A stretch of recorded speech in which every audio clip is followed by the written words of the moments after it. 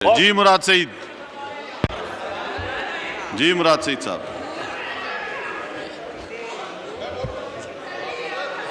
जी एक मिनट जवाब दे दें मुराद सईद साहब, उसके बाद फिर आप आगे। जी सर, अली अवान साहब बात करेंगे। सर, मैंने जो मेरे हवाले से जो मैंने तकरीर की थी उसके ऊपर नुकात उठाए हैं, मैं उसका जवाब दे दूंगा। जी बिस्मिल्लाहिर्रहमानिर्रहीम। स्पीकर साहब शुक्रिया। स्पीकर साहब, मैं आगाज़ इसी से करूंगा।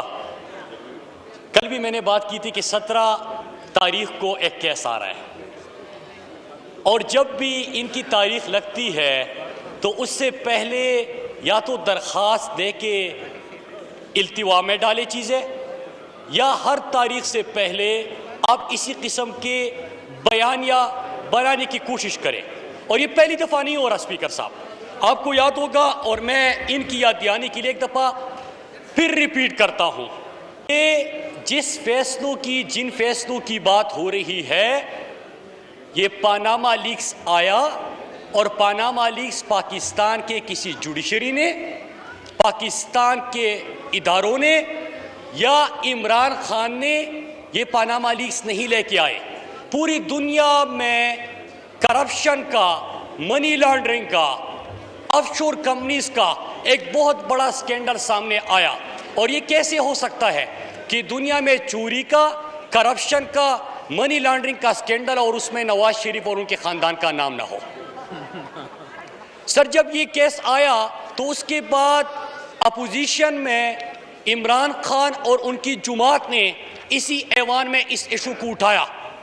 उस वक्त के वजीर आज़म और आज के मफरूर नाअहल साबिक वजीर आज़म नवाज शरीफ यहाँ पे इस ऐवान में आए, और आपको याद होगा स्पीकर साहब, उन्होंने बड़ी लंबी तकरीर जारी और आखिर में स्पीकर को मुखातिब करते हुए कहा कि हुजूर ये है वो ज़राए, और इन्हीं फ्लैट्स के बारे में कहा जिसके बारे में इनके नवाज शरीफ की साहिबजादी ने कहा था कि मेरी लंदन तो क्या पाकिस्तान में भी कोई जायदाद नहीं है। उसके हवाले से एक बेटे ने कहा कि जी अल्हम्दुलिल्लाह हमारे हैं जब पानामा लीक्स आ रहा था, और जब सुप्रीम कोर्ट पहुंचे तो सुप्रीम और ऐवान पहुंचे तो हुजूर ये है वो ज़राए, और जब सुप्रीम कोर्ट पहुंचे स्पीकर साहब तो ज़राए की बजाय कतरी खत सामने आ गया। और जब उनसे मनी ट्रेल मांगा गया तो ज़रा सुनिए, जिस तरह शहबाज शरीफ साहब टीटी स्कैंडल में पेश हुए थे, उन्होंने कहा कि मुझसे क्या पूछते हैं, मेरे बेटों से पूछे, मैं तो 150 का दूध बेच के गुजारा करता हूँ। इसी तरह नवाज शरीफ ने कहा कि मेरे बेटे जवाब देंगे, बेटों ने कहा कि बेटी जवाब देगी, बेटी ने कहा कि दादा जवाब देंगे। दादा किधर है? कब्र में है। और कोई मनी ट्रेड सामने नहीं आया। उन दिनों में क्या कहा गया? यही अराकीन थे जिनमें से उठ के इन्होंने क्या कहा, जजिस को धमका के कहा कि आपके ऊपर जमीन तंग कर देंगे, आपके बच्चों के ऊपर जमीन तंग कर देंगे। उनको धमकाया, उनको धमकियां दी। जब जेआईटी बनी तो जेआईटी के अराकीन को भी धमकाने की कोशिश की गई। एक काम नहीं किया जो अगर हलाल की कमाई होती तो जिस तरह सुप्रीम कोर्ट में इस वक्त के वजीर आजम इमरान खान का केस चला तो उन्होंने ये नहीं कहा कि मैं उस वक्त क्रिकेट खेल रहा था। पूरी दुनिया को इल्म है, पाकिस्तान की नुमाइंदगी की, दुनिया का बेहतरीन ऑलराउंडर बना, हक हलाल की कमाई पाकिस्तान लेके आया। 40 साल का मनी ट्रेल इमरान खान ने दे दिया, लेकिन जब कमाई हराम की हो तो उसकी रसीदें नहीं मिलती। इसी तरह डराया और धमकाने की कोशिश की जाती है। सर, मैं एक और सवाल करता हूं, आज भी तकरीरें जा रही है। उस वक्त भी ख्वाजा आसिफ ने कहा था मियां साहब फिक्र ना करो, लोग भूल जाएंगे, चंद ही दिनों के बाद की बात है, लोग भूल जाएंगे। इमरान खान ने कहा था कि ना कौम बोलेगी ना मैं बोलने दूंगा। आज भी उसी की बात होती है, आज भी उसी के ऊपर सवाल है। जमहूरियत की बात की गई तो ये केस, और राना शमीम के बारे में तो मैं इतना कहूँगा कि एक चीफ जज जो लगाया 2015 में, उस वक्त के नवाज शरीफ की हुकूमत में गिलगित बल्दिस्तान का चीफ जज लगाया, और उसकी आगे की तारीख में मैं नहीं जाता। लेकिन स्पीकर साहब, मैं चंद सवाल करता हूँ। जमहूरी सोच की बात की गई, जमहूरियत की बात की गई।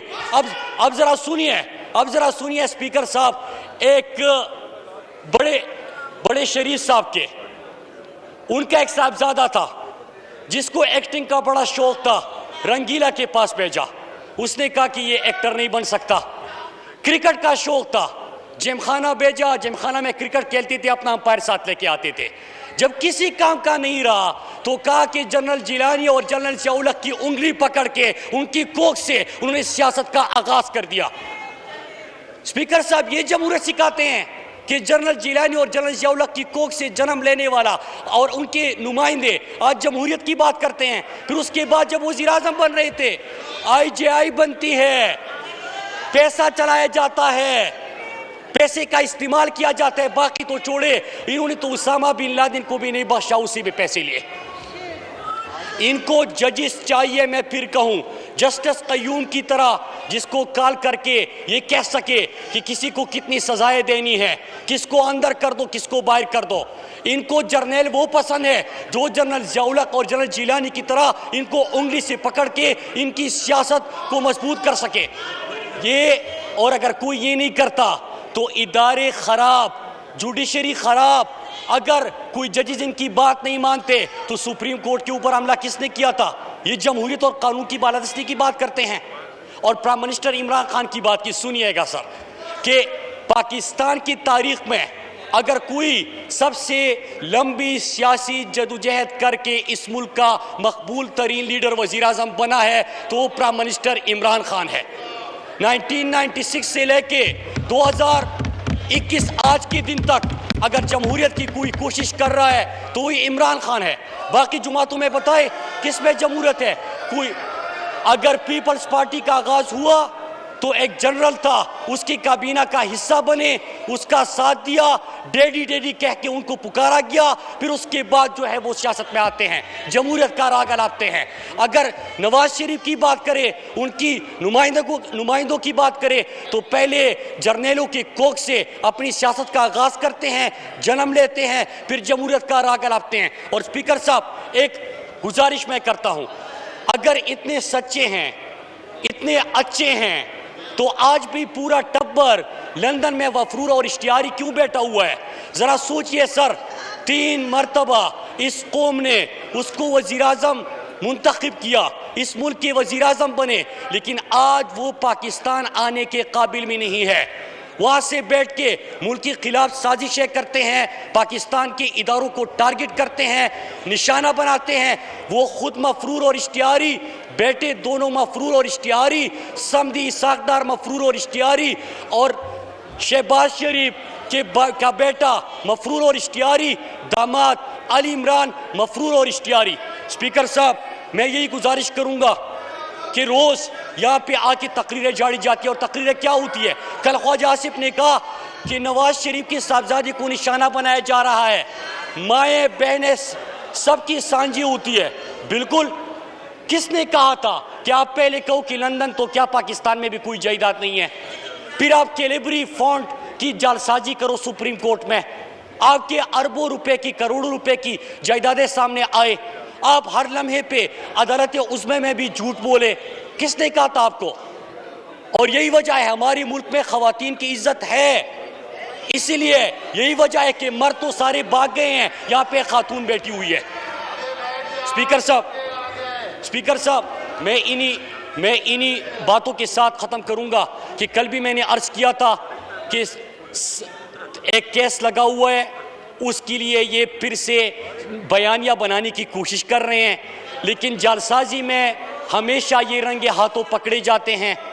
जिससे इन्होंने मेडिकल रिपोर्ट्स नोटराइज कराई थी, वही लंदन से उन्होंने ये भी नोटराइज करवाया है, वो चीज़ें भी सामने आ गई। और राना शमीम को 2015 में नवाज शरीफ की हुकूमत के दौरान उसको चीफ जज लगाया गया था। तो स्पीकर साहब, एक काम करे, इस ऐवान का वक्त ज़ाया ना करे और एक आसान काम करे। आसान काम ये करे कि रसीदें दिखाए। आज भी लंदन बैठे हुए हैं, तो ये पैसे कहाँ से आए थे, ये जायदादें कैसे बनी, वो रसीदें दिखा दे, मामला ख़त्म कर दे। और इस ऐवान में अवाम की बात करे, जमहूरियत की बात करे, कानून साजी करे, अवाम के लिए अवामी इशूज़ के ऊपर डिबेट करे। इसी से हम इंशाअल्लाह ये पार्लियामेंट भी मजबूत होगा और आगे बढ़ेंगे। शुक्रिया स्पीकर साहब।